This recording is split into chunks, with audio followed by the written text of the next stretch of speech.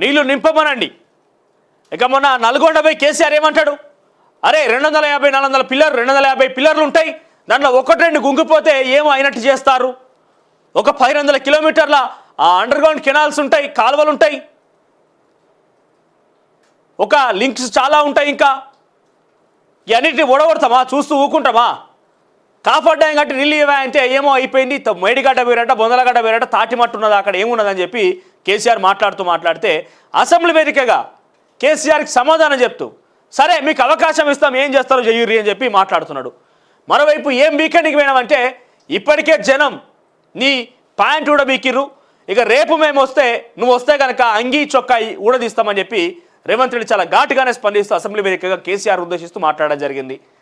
అయితే మరి coffer dam కట్టి ఇచ్చేటువంటి అవకాశం లేదని అన్నప్పుడు ఎల్ఎన్టీ సంస్థ, మీరు గమనించండి, ఎల్ఎన్టీ సంస్థ ఏమంటుంది, ఈ మరమ్మతులు చేపట్టి ఈ యొక్క అంశం మనం తెర మీద తీసుకొచ్చిన ఈ యొక్క మరమ్మతులు చేపట్టిన ఈ ప్రాజెక్ట్ ఈ బ్యారేజ్ అనేది ప్రవాహానికి తట్టుకుంటుందా ఒక్కసారి పరీక్ష చేయండి, ఎక్స్పర్ట్స్ కమిటీతోని నివేదికలు రూపొందించుకోవడానికి ప్రభుత్వానికి ఎల్ఎన్టీ సంస్థ సూచించింది.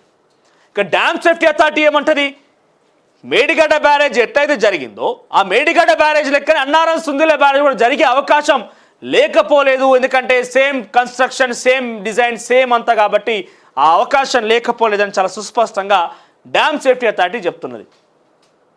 ఇక విజిలెన్స్ అధికారులు ఇప్పటికే చాలా వరకు లోతట్టుగా పరిశీలించి ఎక్కడెక్కడ అక్రమాలు జరిగినాయి, ఏ రకంగా అక్రమాలు జరిగినాయి, ఎన్నెన్ని రూపాయల అవినీతి జరిగిందని చాలా సుస్పష్టంగా తెలియజేసిర్రు. తర్వాత ఇక చివరిగా ఇంజనీర్లు సహా మేడిగడ్డ బ్యారేజ్కి రేవంత్ రెడ్డి పరిశీలనకు పోయినప్పుడు అక్కడ ఇంజనీర్లు ఏం చెప్తున్నారు, వేసిన పిల్లర్ వేసినట్టే ఉన్నది, అడ్డుకట్టగా వేసిన గేట్ వేసినట్టుగానే ఉన్నది, కానీ అటువైపు నుంచి ఇటువైపు నీళ్ళు వస్తున్నాయి. ఎట్లా వస్తున్నాయా అంటే పిల్లర్ల కిందికి వెళ్ళి నీళ్లు ఏమంటారు దాన్ని కుంగిపోయి ఒక బొంగలు ఏర్పడి పిల్లర్ల కిందికి వెళ్ళి కూడా పైకి నీళ్లు చొచ్చుకుంటూ ఒక ఫౌంటైన్ లాగా వస్తున్నాయట. వేసిన గేట్ వేసినట్టే ఉన్నది, మూసిన గేట్ మూసినట్టే ఉన్నది, పిల్లర్ ఎట్లున్నది అట్లే ఉన్నది, కానీ నీళ్ళు బయటకు వస్తాయి. ఎట్లయ్యా అంటే బొంగలు పడ్డాయట.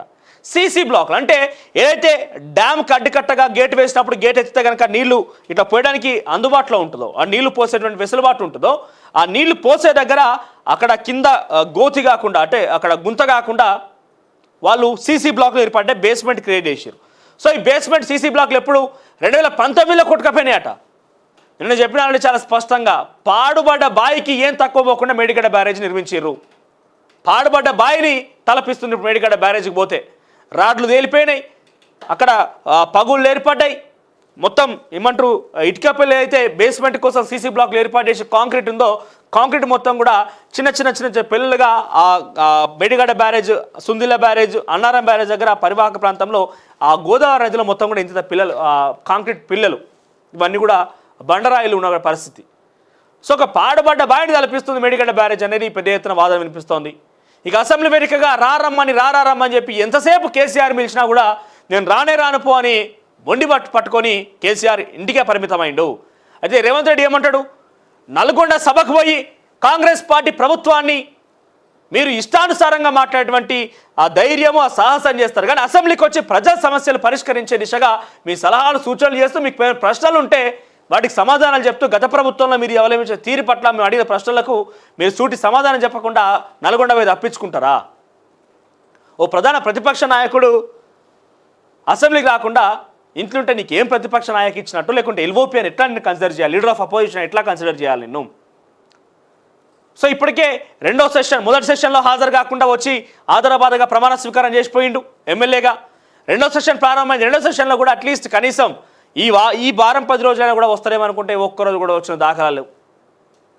8వ తారీఖున ఈ సమావేశాలు ప్రారంభమైతే 8వ తారీఖున ప్రారంభమైన 8వ తారీఖు ఆల్మోస్ట్ ప్రారంభమైతే 13 తారీఖున నడిచినాయి. ఆల్మోస్ట్ 13 తారీఖున ఆ కాళేశ్వరం వేరు, ఒక్కరో ఆ కాళేశ్వరం అయిన తర్వాత మరుసటి రోజు నిన్న మళ్ళా సమావేశాలు జరిగినాయి కాళేశ్వరం ఇరిగేషన్ మీద. ఈరోజు దాదాపుగా చివరి రోజు అసెంబ్లీ సమావేశాలకి, కానీ లీడర్ ఆఫ్ అపోజిషన్ మాత్రం ఇంకా కూడా హాజరు కాలే. ఇక మేడిగడ్డ విషయంలో కొత్తగా వచ్చే ప్రభుత్వం తప్పు చేసినట్లు దానికి మేమే బాధ్యత వహించాలంటూ ప్రధాన ప్రతిపక్ష నేతలు మాట్లాడుతున్నారు. పదే భాష గురించి మిమ్మల్ని గౌరవించడం లేదని సభలో అంటున్నారు. నల్గొండలో మాజీ ముఖ్యమంత్రి కేసీఆర్ ఉపయోగించిన భాష గురించి చర్చకు సిద్ధమా అని చెప్పి ముఖ్యమంత్రి రేవంత్ రెడ్డి ప్రశ్నిస్తున్నారు. అసెంబ్లీ బడ్జెట్ సమావేశాల సందర్భంగా బుధవారం జరిగిన చర్చలో సీఎం మాట్లాడుతూ కృష్ణా జలాలతో పాటు వివిధ ప్రాజెక్టులను చూసి వచ్చిన వాస్తవాలను ప్రతిపాదకన చర్చిద్దామని అన్ని పార్టీల శాసనసభ్యులు ఆహ్వానించాం. రైతులపై, తెలంగాణ సమాజంపై గౌరవం ఉంటే ప్రధాన్యాయ నష్టాన్ని, రైతులకు వచ్చిన కష్టాన్ని అర్థం చేసుకునే సమస్యలకు పరిష్కారం చూపించే అవకాశం ఉండేది. దాన్ని పట్టించుకోకుండా ప్రజలు ఓట్లు వేసి గెలిపించిన ముఖ్యమంత్రిని పట్టుకొని అనుచిత వ్యాఖ్యలు చేయడం పద్ధత. మొన్నటి ఎన్నికల్లో ప్రజలకున్న అధికారం పోగొట్టారు. ఆయన పార్టీ బుద్ధి మారలేరు. మేడిగడ్డ మేడిపండు చందంగా కుంగిపోయింది, అందులో నీళ్లు నింపాలని ఎలా అడుగుతున్నారు? నీటిపారుదల మంత్రులుగా పనిచేసిన అనుభవం కేసీఆర్, హరీష్ రావులకు ఉంది. వాళ్ళకే పెత్తనం ఇస్తాం. మేడిగడ్డలో ఎలా నీళ్లు నింపుతారో, అక్కడి నుంచి అన్నారం తర్వాత సుందిల నీళ్ళు ఎలా ఎత్తిపోస్తారో పోయినిమనండి. మొత్తం కుంగిపోయి నీళ్లు నింపేందుకు ఏమాత్రం అవకాశం లేకుండా దెబ్బతింది. ఖర్చు చేసిన 94,000 కోట్ల వృధా అయింది. ప్రజలకు సమాధానం చెప్పలేక శాసనసభకు రాకుండా ప్రధాన ప్రతిపక్ష పార్టీ నాయకుడు ముఖ్యమంత్రిపై ఇష్టం వచ్చినట్టు మాట్లాడతారా? మీరు చర్చకు సిద్ధమైతే మీ నాయకుడిని సభకు పిలవండి. కాళేశ్వరం ప్రాజెక్టు పైన, గోదావరి జలాలపైన చర్చిద్దాం. సభకు రాకుండా ప్రతిపక్ష పార్టీ బాధ్యత నుంచి తప్పించుకున్నట్లు అవుతోంది. కేసీఆర్కి అవకాశం ఇస్తాం అవసరమైతే. గత నీటిపారుదల శాఖ మంత్రిగా చేసిండు కదా, ఆయనకు అవకాశం ఇస్తాం. చలో ఏం చేస్తారో చేయమని చెప్పండి. మీరు ఎట్లా ఎత్తిపోస్తారు, ఎట్లా మీరు అడ్డుకట్ట వేస్తారు, వాటిని ఎట్లా మళ్ళీ ప్రాక్టీస్లోకి తీసుకొస్తారో, ఆ బ్యారేజ్ని మొత్తం కూడా మీరు దమ్ముంటే సాధ్యం చేసి చూపెట్టండి అని అంటున్నాడు. కేసీఆర్ 10 సంవత్సరాల పరిపాలనలో నిత్యం జర్నలిస్టులని, మీకు అపోజిషన్లో ఉన్నటువంటి నాయకులని, ఇతరత్ర పార్టీ నాయకుల్ని ఏ రకంగా మాట్లాడిన చూసినాం కదా. ఇక మరోవైపు మొన్న శాసన మండలి ఉద్దేశిస్తూ ఒక ప్రముఖ ఛానల్కి ఇచ్చిన ఇంటర్వ్యూలో రేవంత్ రెడ్డి ఏం మాట్లాడిండు? శాసన మండలి అంటే ఒక ఇరానీ కేఫ్ లెక్క అయిపోయింది. అక్కడ కూర్చొని ఛాయలు పెట్టుకుని ముచ్చట పెడు తప్ప పెద్ద ఉపయోగం ఏం లేదు. పెద్దల సభలో నిజానికి పెద్దలు కాకుండా దళారులు ఉన్నారు మొత్తం కూడా. అలా నీకెంత నాకింత, మైకిత్తే తూకిత్తే అన్నట్టుగా అక్కడ జరుగుతుంది తప్ప ఏం పెద్దగా లేదాడ. శాసన మండలి అంటే ఉత్త వేస్ట్ అయిపోయింది. ఓ కోదండరాం లాంటి వ్యక్తిని పంపిస్తే దాంట్లో ఒక సార్థకత ఉంటుందని చెప్పి ఉద్దేశిస్తూ ఒక ఛానల్కి ఇచ్చిన ఇంటర్వ్యూలో రేవంత్ రెడ్డి మాట్లాడితే, శాసన మండలిని బాయ్కాట్ చేసి సీఎం రేవంత్ రెడ్డికి క్షమాపణ చెప్పేదాకా మేము అక్కడి నుంచి వెళ్ళామని చెప్పి పట్టుబట్టుకొని కూర్చుండి ధర్నా చేపట్టారు శాసన మండలి సభ్యులు. మరి మొన్న కాళేశ్వరం ప్రాజెక్ట్ ఎవరు పోయారు? కాంగ్రెస్ పార్టీ అధికారిక కార్యక్రమం ఏమన్నది? కాంగ్రెస్ పార్టీ చేపట్టిన కార్యక్రమం కాదు కదా. ప్రభుత్వం అంటే అందరు ఎమ్మెల్యేలు రావాలని ఆహ్వానించింది. మేము బస్సులు ఏర్పాటు చేస్తాం, పూర్తిగా మీ సౌకర్యాలు చూస్తాం, ప్రభుత్వమే నేరుగా ఎమ్మెల్యేలు మొత్తం తీసుకుపోయి చూపించుకొని వస్తుందని చెప్తే ఏమేమోలు వేరు కదా. మరి మీకేమొరిగింది? మీరు ఎందుకు పోలే?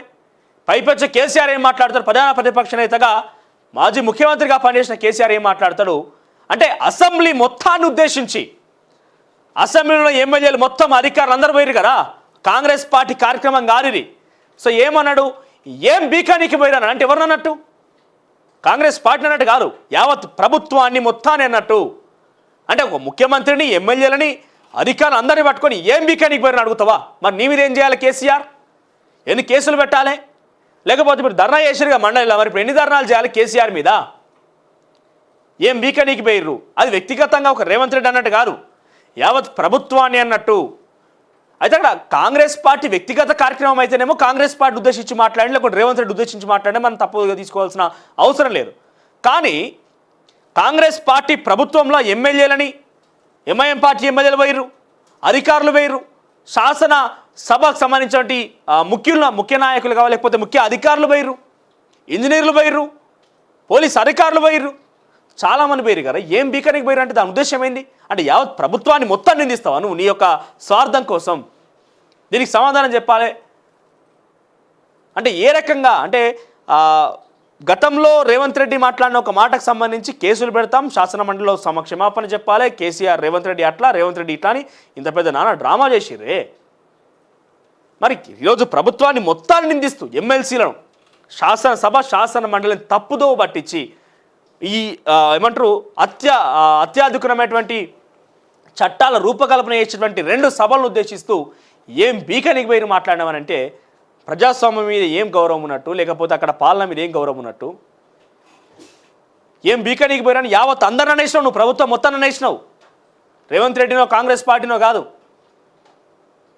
సో మరి వాళ్ళు ఏం చర్యలు తీసుకుంటారో, లేకపోతే ఏం జరుగుతుందో కేసీఆర్ మీద చూడాలి. కానీ ఈ పరిభాష ఏదైతే ఉందో దీనికి ఆజ్యం పోసింది, బీజం వేసిందే కేసీఆర్. ఇవాళ రేపటి కొంతమంది జర్నలిస్ట్ మిత్రులు లేకపోతే ఇతరాత్ర వ్యక్తులు ఎవరైనా ఈ భాష మాట్లాడుతున్నారంటే కామన్ అయిపోయింది తెలంగాణ రాష్ట్రంలో అనే రకంగా అయిపోయింది. ఎందుకనంటే దానికి ఆజ్యం పోసిందే ముఖ్యమంత్రి కదా. ముఖ్యమంత్రి భాష ఇప్పుడు అందరూ మాట్లాడేది. ఈ సామెతలు వాళ్ళు చెప్పినే, ఈ భాష వాళ్ళు చెప్పిందే, ఈ ప్రశ్నించినటువంటి ఈ తత్వాన్ని నేర్పించి తెలంగాణ ఉద్యమంలో గతంలో ప్రజలు రెచ్చగొట్టేవి ప్రశ్నించేటువంటి వ్యక్తులుగా మార్చింది గత ప్రభుత్వాలు. అంటే ఉద్యమ సమయంలో ఇదే కేసీఆర్, కోదండరావు అందరూ కూడా వీళ్ళు నేర్పించినాయి. సో కేసీఆర్ చేసింది కేసీఆర్కే రిఫ్లెక్ట్ అవుతుంది. ఈ 10 సంవత్సరాల కాలంలో అధికారంలో ఉన్నప్పుడు ఏ రోజన్నా ఒక జర్నలిస్టును గౌరవించినవా, ఒక ప్రభుత్వ అధికారిని గౌరవించినవా, ఒక ఐఏఎస్ అధికారిని గౌరవించినా, ఒక ఐపీఎస్ అధికారిని గౌరవించినా, ఒక ప్రతిపక్ష నాయకుడిని గౌరవించినవా? ఎవరికి గౌరవం దొరికింది? జర్నలిస్టులు మీడియా సమావేశంలో పెట్టి మాట్లాడితే నువ్వు నాకు చెప్పినట్టు అయినవా అని చెప్పి జర్నలిస్టుని ఖండించి వాళ్ళకి సంబంధించి వారించి పెడితే ఐఏఎస్ అధికారుల గౌరవం లేకపోయా, ఐపీఎస్ అధికారి గౌరవం లేకపోయా, ఒక ప్రధాన ప్రతిపక్ష నాయకుడు గౌరవం లేకపోయా. గౌరవం ఎవరుకున్నదే అంటే ఎవరికి గౌరవం లేదు. ఆత్మగౌరవం అనే ఒక అంశంతో తెలంగాణ రాష్ట్రం ఏర్పడితే ఆత్మగౌరవం అనేది వాళ్ళ ఇంటి ఆస్తిగా మార్చుకొని ఇష్టానుసారంగా ఎవరిని పడితే వాళ్ళని మాట్లాడేసరికి ఆత్మగౌరవం దెబ్బతిన్న ప్రజలు మళ్ళీ ఒక ఉద్యమాన్ని చేపట్టి కేసీఆర్ పక్కన పెట్టడం అనేది ఆ పార్టీ మర్చిపోవద్దు.